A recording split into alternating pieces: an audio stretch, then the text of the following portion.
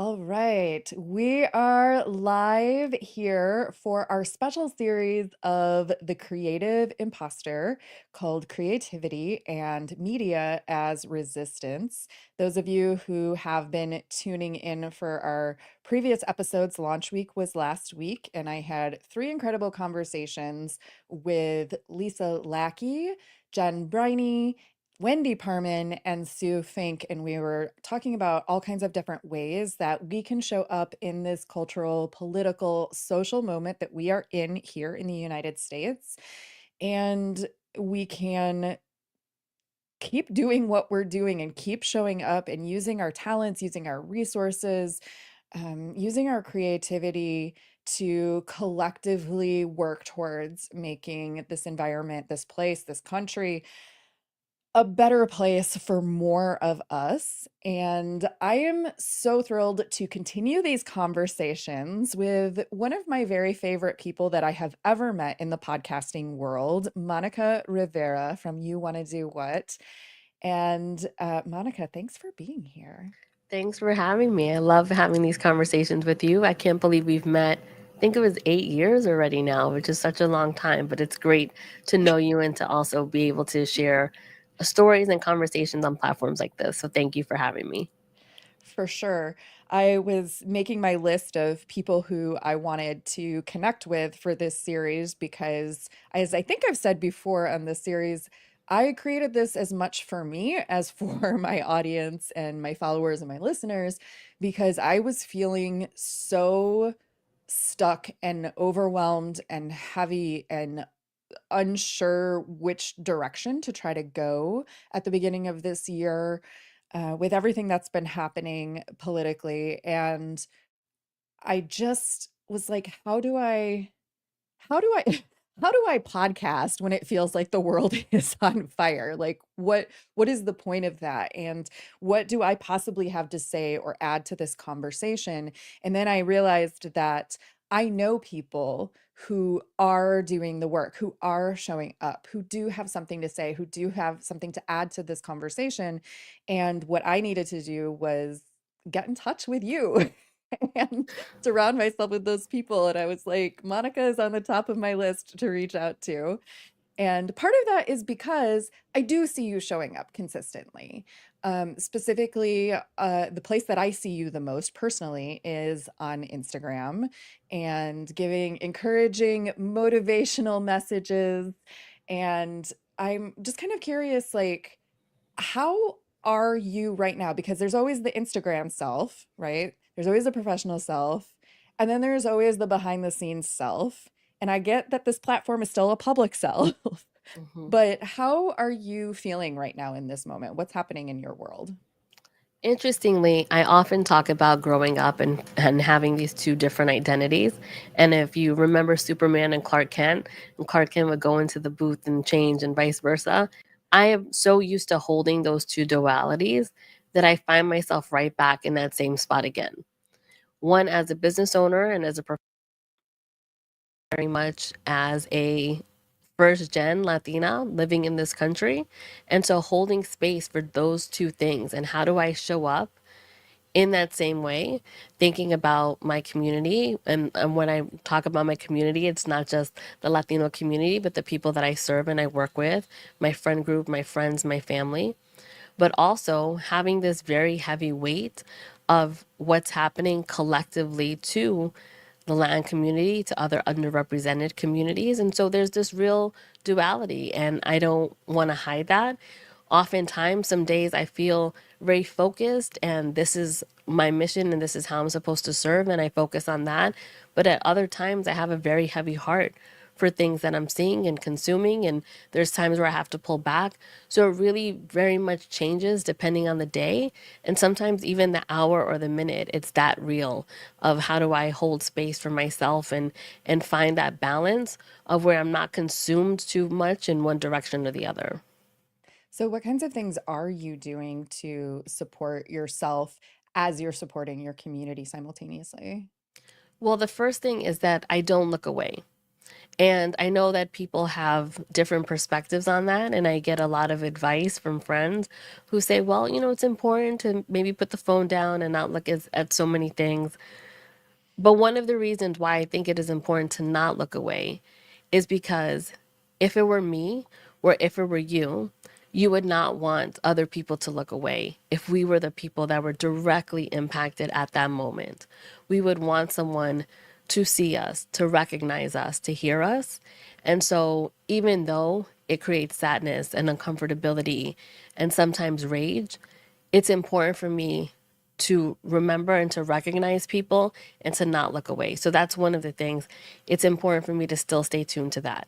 Simultaneously, joy is a resistance, and finding opportunities of joy for myself, whether that's spending time with my family, whether that's writing and raging on the page and finding a way to heal through writing, through my work and continuing to support people in telling their stories and communicating with others and getting on stage and public speaking and all of that, that is something else that is a way to help serve people. So again, I think it's all about not being very binary, not one direction or the other, but how can I feel that all of my buckets are filled? And part of that is, I think, my responsibility just as a global citizen, which is to still stay tuned in to what's happening in the world. You mentioned being a global citizen, and something that you and I were talking about in our pre-stream chat was this idea of how I said that in the beginning of this year, I was, though I was feeling the heaviness and I was feeling the weight as a person in a state of relative privilege that I exist with, and that's in many ways, that's in terms of being a white woman, that's in terms of being straight cis hetero, that's in terms of living in a fairly liberal, democratic, progressive community in Chicago. Um, so many different areas of privilege. Like, why am I feeling the weight of this? Why am I feeling so heavy? And thinking like nothing has materially affected me. I am still fine. I am still safe. I am still healthy. I still have a roof over my head. I still have a business. I still have, money coming in. I still have food and groceries. And yes, they may be a little bit more expensive. And I might have to like make some choices about how I'm allocating money, but I'm still okay. And you made a comment about this idea that even we're not just us individually, right? There is a collective that this affects. And so I'm wondering if you could say a little bit more about this idea of being a global citizen and how we are connected. Absolutely. So let's think about when a big business, a big retail business might come into our city. Well, we look at it and there's a perspective of it of, okay, we have this new big box retailer. They come in with their rollback prices and everything's lower and people can get that. Well, there is also a cost to having 90-cent toilet paper as an example. The cost is that how many businesses close down as a result of that retailer coming in? What are the environmental effects of having that new construction in the neighborhood? What are the tax implications of maybe having a workforce that isn't given full time wages and then maybe have part time wages that then require public assistance or they need public health care?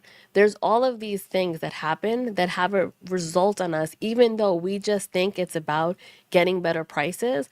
Our tax dollars change, our neighborhoods change. The small business owner that we used to say hi to every Sunday when we went in to buy something there, their lives have changed. Their families' lives have changed as a result. So we are very interconnected, even though there's so much of a message of separatism right now that exists and a lot of isolating messages that are fed to us. I just want to remind people that when we're living in the same neighborhood and things happen, whether people are losing their jobs, well, what happens when too many people lose their jobs in one area?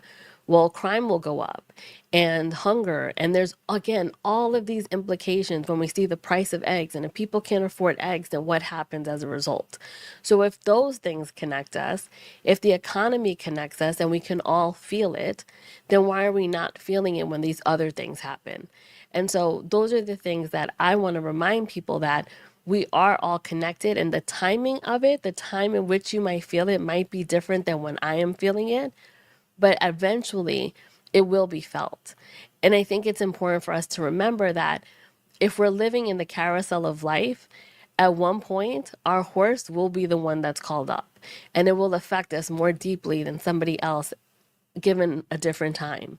And I want to say that if we're truly connected to each other, and I think the reason why you feel this is because I know you. You have an empathetic heart.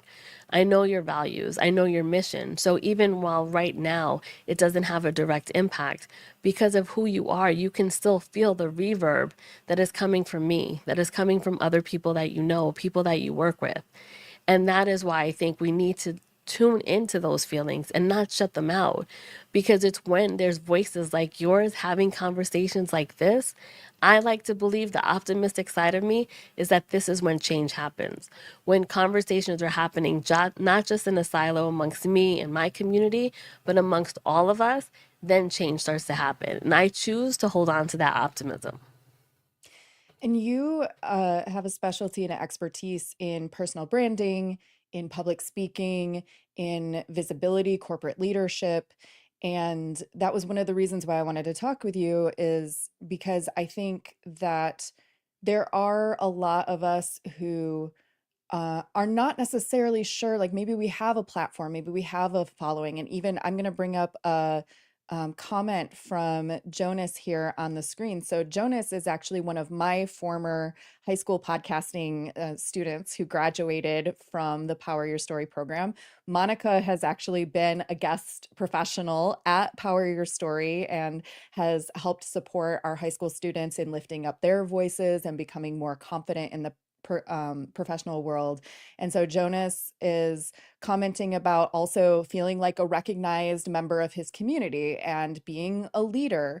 And, how do we, yet it's like some of us have been maybe quiet.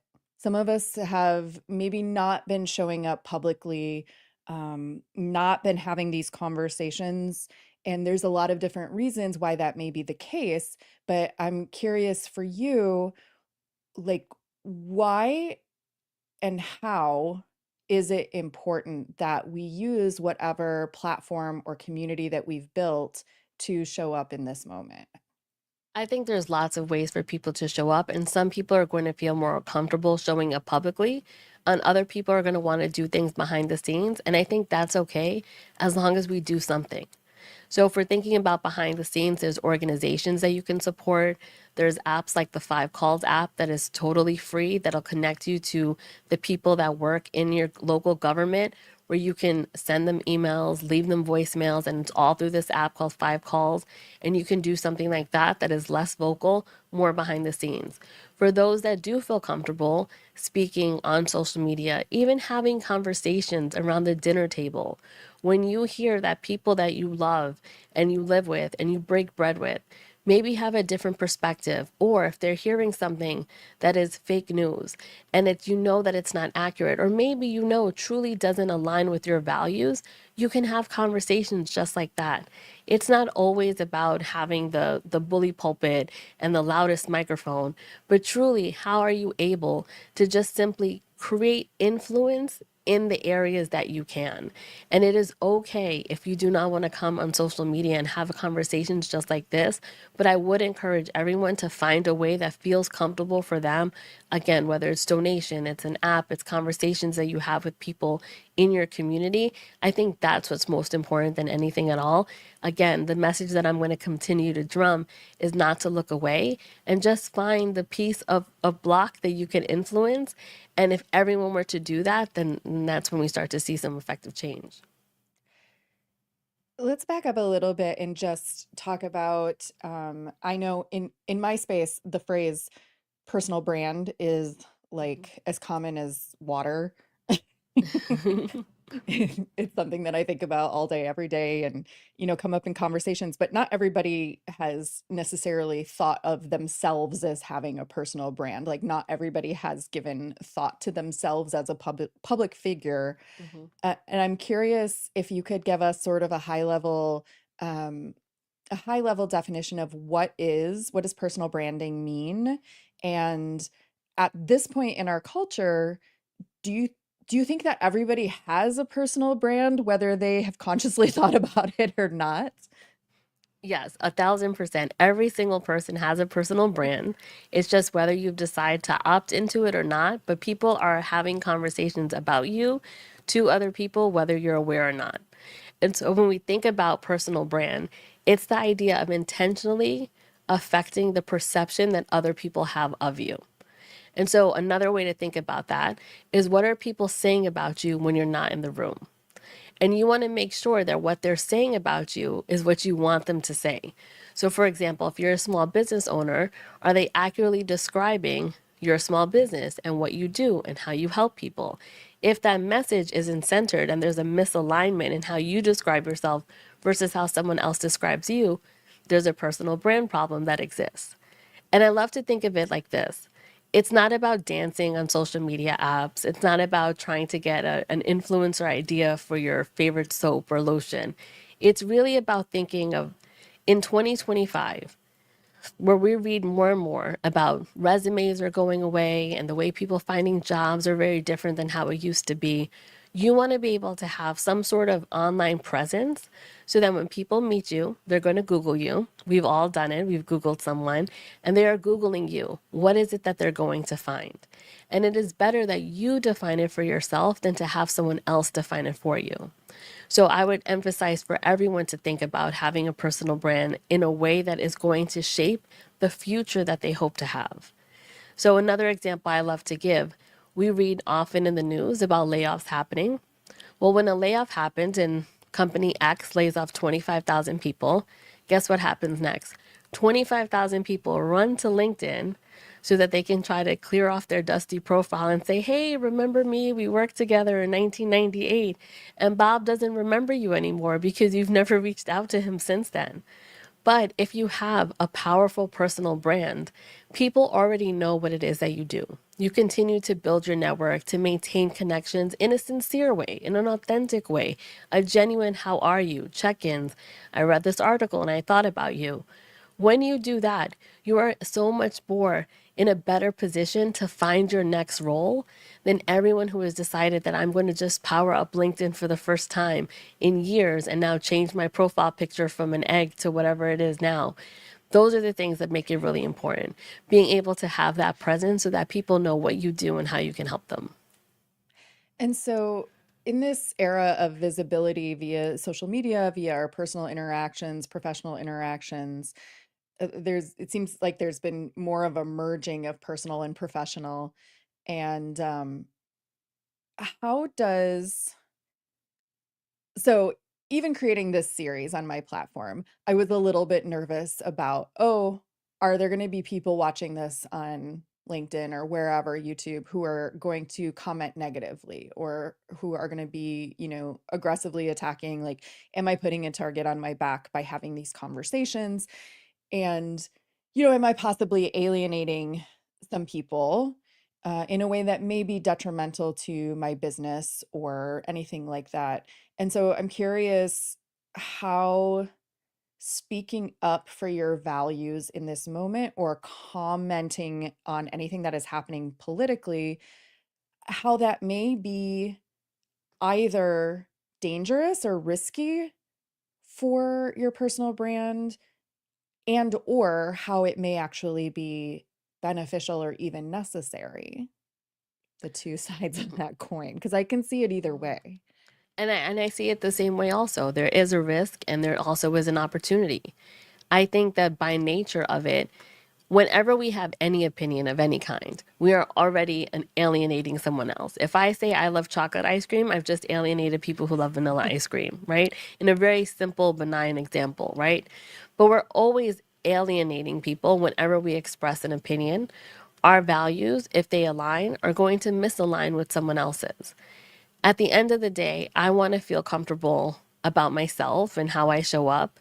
And at this moment, and in many moments, I'll be really honest, one of my core values is fairness. And I think right now, what we see, what's happening from my perspective, I think there's a real lack of fairness, a lack of empathy, a lack of compassion.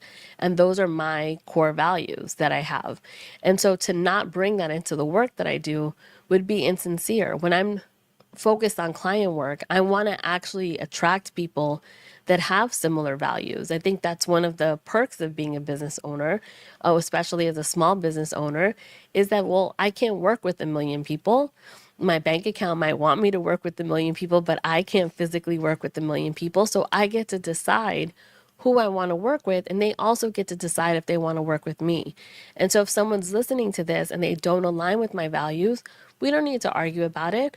We're probably not going to work together, and that's okay because there's someone else that can support the person that's listening and help them get to their goals. And vice versa, I see it as there's another client that is going to be more aligned where we'll have a more fruitful relationship with each other. I'm willing to risk that because I believe, one, in the work that I do, in the people that I support, and I also believe that my values will attract the people that want to work with me. So I understand that there's a risk, but I honestly think that there's a risk in everything. And some risks are worth taking because there's more behind it than others. And so that's how I look at it in terms of me and my business.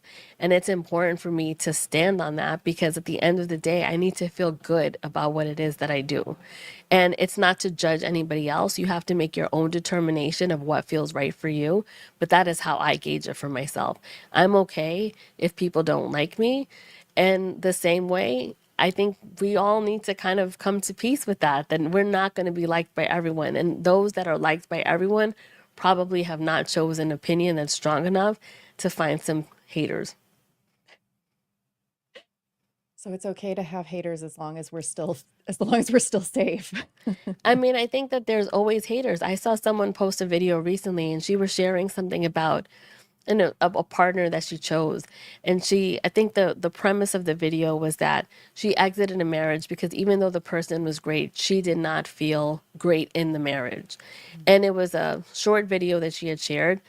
And then she posted all of the comments that she had, and people said vile things to her for making a choice for herself to not be in this marriage. Now, I don't know this woman. This is one video that she posted, but people had such strong opinions for her to say, acknowledge, I had a great partner, but I didn't feel happy in this marriage. And yet the comments that people left were so destructive and so cruel and so unnecessary. And so, again, regardless of what stance you take, you will have people that will look at you telling you that you don't know anything, that you should keep your mouth shut on anything that we say these days simply because people can. And if we're going to choose to show up on social media and we're going to have conversations like this in any sort of public forum, then I think in some part of it, as much as it stings, as much as it's not fun to read, we do open ourselves up to that. And then at the end of the day, we have a choice to not do it. But if we are going to do it, then I think we also have to understand that there can be certain people that are going to disagree with us. And are we going to be okay with that? Are we not going to be okay? And at the end of the day, when there's comments like that, we can also delete, we can block, we can choose to not post for a while, do whatever feels right for you in terms of self care. But I also think part of having digital businesses means that we are taking a little bit of a risk by showing up and knowing anything we say, sunrise versus sunset, vanilla versus chocolate, black versus white, red versus blue, like it is always going to elicit some sort of feedback from someone that we are not going to be able to control. And I think that goes into, well, it's a huge conversation about media right now, right? Both traditional, like mainstream media, news media, journalism, the state of how social media, it's like, I always people would always say like, "Oh, because you're a journalist." And I'm like, "I'm not a journalist." And they're like, "But you have a podcast." And I'm like, "But podcasting and journalism are not necessarily the same thing. Like to me, those are two different things and they might overlap. And you might have journalists who have a podcast as a platform, but you certainly have podcasts that podcasters who do not adhere to journalistic integrity and standards and things like that. But it is sort of like this the blessing and the curse of social media, right? Is that we have these platforms. Literally anyone can make their voice be heard and can create a platform. And I always think of it as like if you have a platform and if you're going to get on here and say things, you have a responsibility. But I don't think that everybody I don't think that everybody defines the word responsibility the same way, or not everybody feels that they have any responsibility to anyone except themselves in these kinds of scenarios. And so I'm kind of curious, a little, if you could talk a little bit about the risk and reward of visibility and using platforms like this to have conversations, to make yourself seen. How do you think about that? No, I mean, it's a valid point. I think the reward is one, we're able to have influence more than we were able to have before. So we have the ability to connect with anyone around the world. And the one great thing I would say, even about podcasting, and we've seen it in so many podcasting conferences that we've been a part of, is the really special thing about podcasting is that you can take any interest, any niche that you have, and find an audience that's going to align with that. Now, the size of the audience may vary, but you will still find your community within that space. And I think social media also allows that same thing to happen. Right now, it can sometimes feel a little bit more like a needle in a haystack, especially with algorithms and engagement issues and those things. But there's still the ability to be able to do that because social media isn't just the traditional, Instagram and TikTok and X and Snap and all of these other things, but there are also still online forums and there's groups and online communities, and those are other ways to connect with people socially in these digital platforms. And I think wonderful friendships and relationships and connections can develop from that. I also think with everything, there is the other side of it. But I don't think it's really any different. I don't want to say it's not any different. I would say that there's still a certain amount of negativity that can come with having visibility publicly because people aren't in your face, so they can say whatever they want through a keyboard. And by no means am I suggesting that it's easy to do, but also do what feels right for you. Talk about the topics that feel right for you. If you don't feel like you want to go heavy on a certain topic, then you don't have to. I don't want anyone to feel pressured to have to show up online in a way that they don't feel comfortable. Decide again the area that works well for you. But visibility in 2025 to me doesn't feel very optional anymore because of how people are consuming content. So again, podcasting, I don't think we would have thought years ago when we began that it would turn into this video format, but now more and more we're seeing the statistics. People want to see video more than they want to even listen to it. And so it's just up to us as business owners, as creators. Do we want to follow the trend? Do we want to stay in a lane that maybe feels more comfortable and have it be audio only? That's a decision for people to make as well. And again, I don't think there's a right or wrong decision. I think you need to just simply map it to your own personal goals. And if your goals is to try to go into the universe and galaxy of all these listeners and people that follow you, then unfortunately I think it does mean following some of those trends like video and being more omnipresent. However, if you're comfortable creating a space for yourself and a business for yourself that isn't in the next stratosphere and it's contained and you know exactly what that number is for you and what those goals look like, then you get to decide how visible or less visible you want to be. But we just need some form of visibility because people are going to want to check you out. They're going to want to Google you. They're going to want to also understand that the person they meet in real life is also the same online and vice versa. And so that's where I think it's important. It's not about becoming a content creator or constantly generating things to be put online, but it is about having something that shows up so that people understand who you are both online and off. And you were mentioning, choosing the conversations that you want to have. And then way back earlier, you were talking also about sort of creating the reality or the world that you want to live in, through the values that you are selecting to amplify and embody. And uh, one of the, and there's so much happening in our country right now and in the discourse that is infuriating to me, and there's so many issues all at once. I think I saw a meme on Instagram that was like, never before has a US president made so many unpopular decisions in such a short period of time. And I'm like, that's literally how I'm feeling. So it's like, how do you pick and choose what to focus on? And I know one of the things that keeps coming to the top, and it might not be in the forefront of the discourse right now, but it was a couple of months ago, is this attack on the concept of diversity, equity, inclusion, and belonging. And I even, if you go to my personal Facebook right now, it's pinned to the top of my, that's literally just what it says.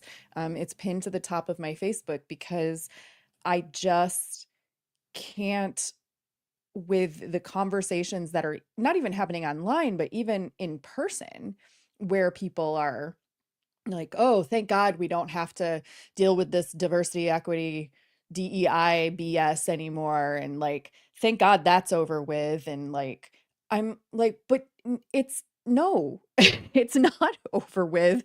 As long as we have diverse humans in this society, and as long as we want to create, I mean, I I'm like, what part of inclusion is offensive to you? Like, I can't understand. And I know that that's an area that you've worked a lot in with some of your corporate leaders, and also some of your entrepreneurial leaders. And so I'm curious, what are you seeing in terms of DEI and B, and how can we keep showing up and promoting those values that we've worked really hard to implement into our cultures and into our workspaces?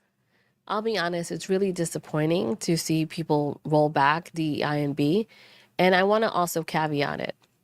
I understand that when policies come down that are bigger than an organization, that there is an adherence that needs to happen. And so I'm not immune to that or insensitive to that. However, I want to remind people that before it was DEI and B and it was just an acronym, it was diversity, equity, inclusion, and belonging.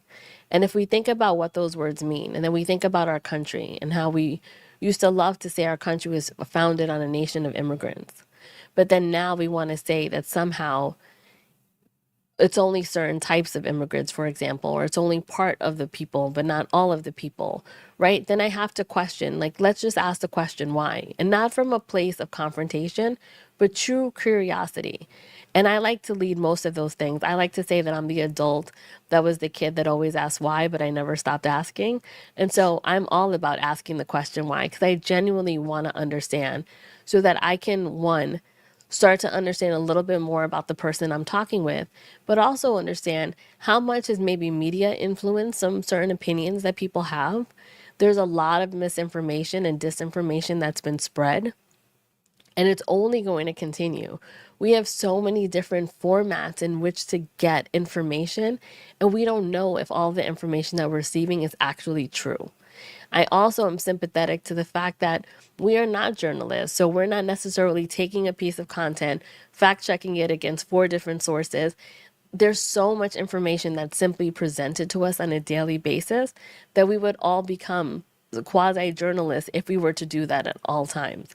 However, I would ask, what is the problem that someone has with diversity? What is the problem with someone has with equity?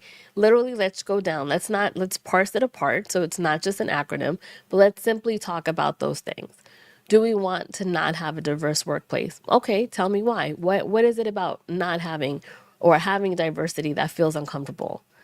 Let's parse it out. What is it about having an equitable workplace? What is it about people feeling included in meetings and conversations and groups and org charts that feels uncomfortable? I really want people to start to ask themselves those questions as opposed to just taking information that they hear and then adopting it without truly asking themselves why they've decided to adopt it. We know and studies statistically show that when we have more diverse opinions, period, and I'm not talking about ethnic groups or just gender, just diverse perspectives, we have better companies. Companies make more money. Companies have a healthier culture. They have better leadership. The overall morale of a company is elevated when we have diversity, equity, inclusion, and belonging. If we spend the majority of our time at work, then don't we want people to feel like they can come in and they belong, that their voice is heard, that they have input? Because if not, we don't want to have toxic workplaces. We want to have a workplace where people feel like it's a good place to come in. And the same way that you are thinking about your job and how you need to pay the mortgage and take care of your kids, and maybe you want to go on a nice vacation once a year, the same person that's in the cubicle over from you wants the same thing. So, how can we just one, start to lead with more curiosity, and two, not just accept that somehow a term has become bad because a marketing machine has helped you think that it's a bad term? Because so much of this, as someone who's been in marketing for so much of my life, a lot of this comes down to marketing. It's marketing and it's messaging and it's the way that's packaged up. And those things weren't bad 4 years ago. Why are they bad now? Why is it ever a bad thing when studies show that more money comes in? It's a healthier company, it's a better place to work when you have these things in place. So, how did we forget that those things were true now when we remembered them a few years ago? And so, those are just the barometers that I would ask people to check for themselves. And again, I know that it's not easy when there's these mandates that come by, but really, you want to think about the health of your organization, and the health of your organization is truly in the people that work there.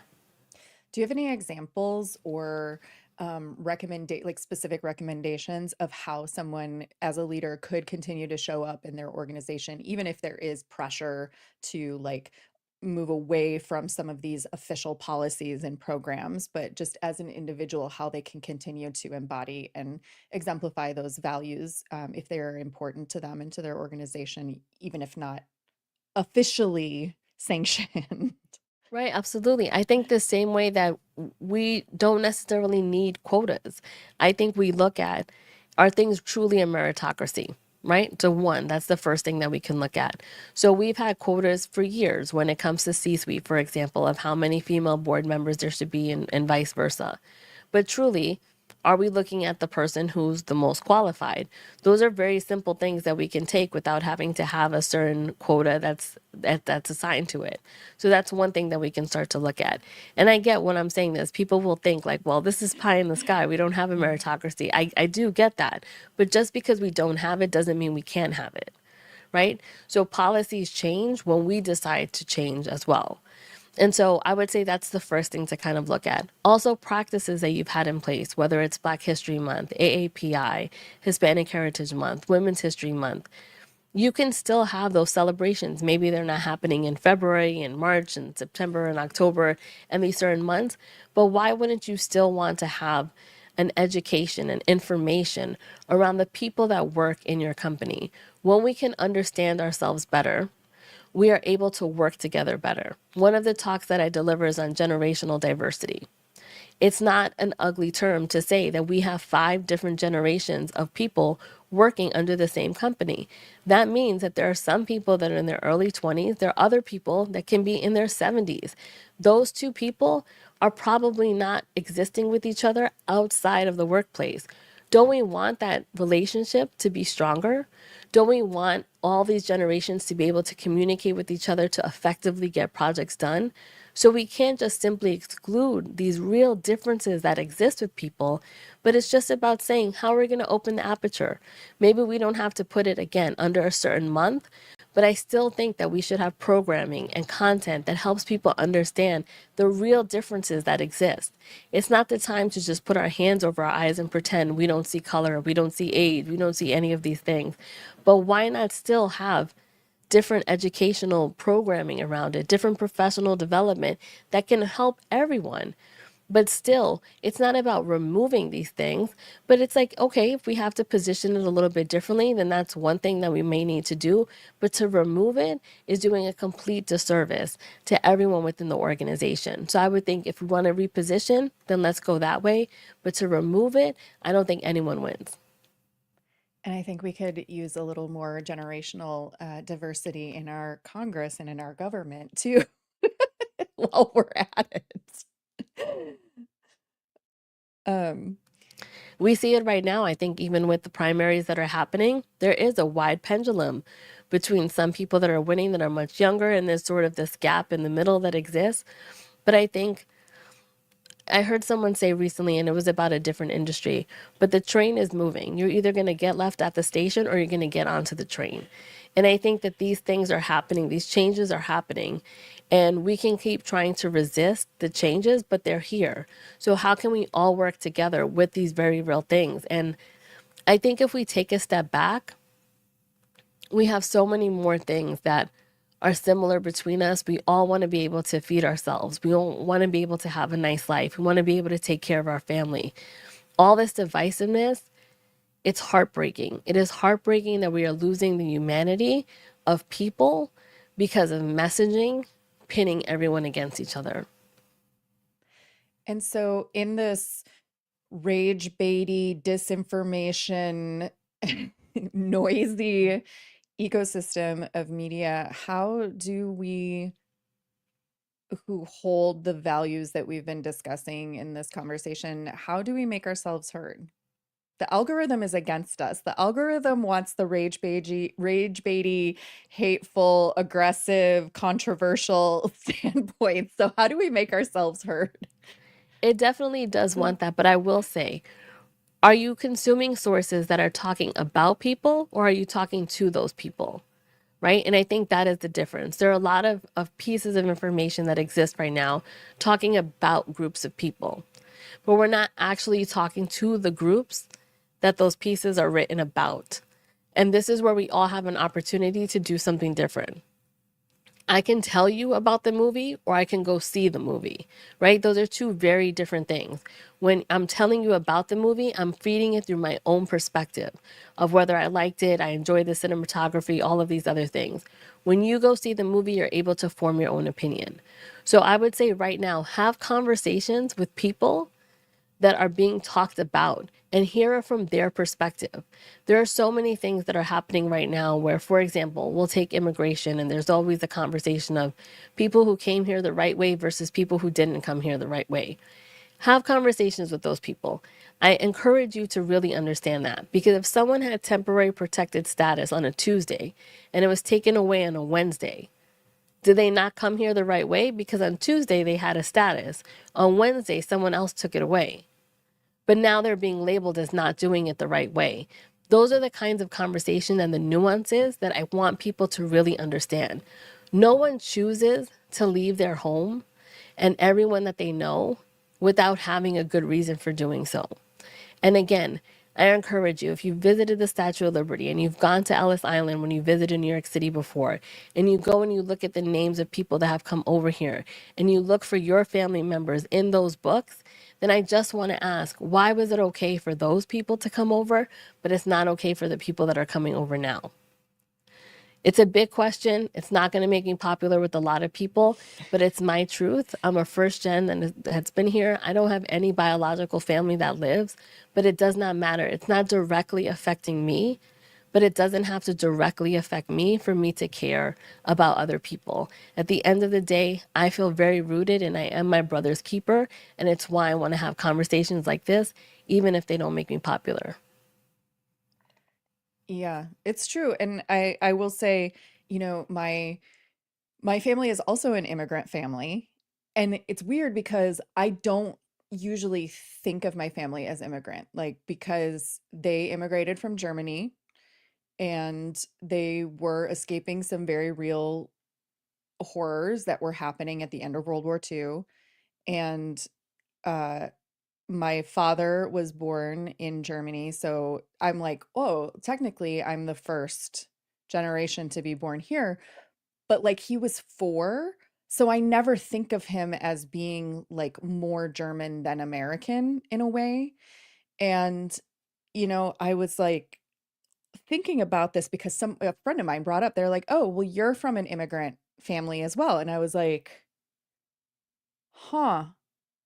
Why is that not part of my, daily consciousness?"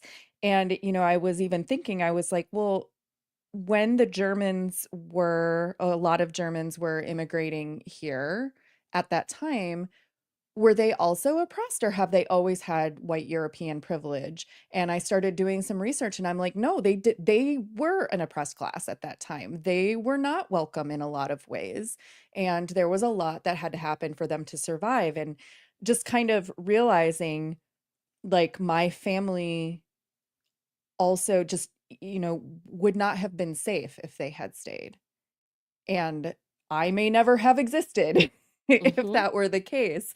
And it's like, people don't look at me and think like, "Oh, she's an immigrant," or like whatever, or like she doesn't belong here.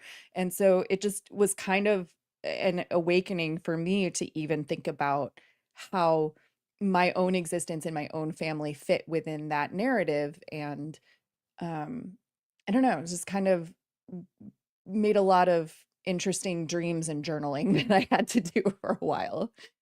Yeah, and I love that you have that experience to even think about it that way. I think also for many Italian families and Irish families that came here, it was also very similar experience. So again, we are a nation of immigrants, and that used to be something that we found a lot of pride in. And now we see sort of that messaging changing. And I think it doesn't have to be that way. I think we can go back and still think about our neighbors, the person that we are classmates with, we're coworkers with. It's nothing has changed about the dynamic. The only thing that has changed is the narrative around the dynamic.